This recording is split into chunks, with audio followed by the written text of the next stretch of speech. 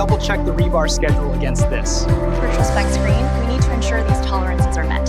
What about the foundation layout here on sheet A4? It is highlighted here regarding the HVAC system layout, So the access panel location has been moved to this section then. as we discussed last week. Does this impact the MEP routing on level 2? We can accommodate it, but we need the updated shop drawings by Friday.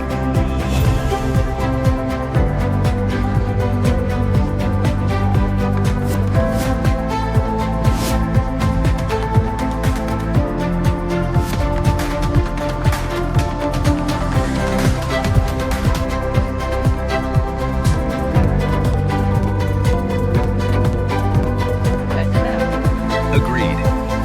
Let's move the sofa to the center of the living room.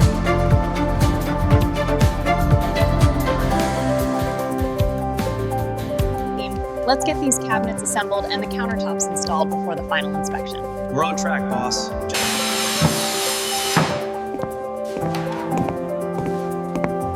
Almost done. Just finalizing the fixtures. Excellent. Let's get the marble countertop installed next. Let's get the furniture placed in the living area next.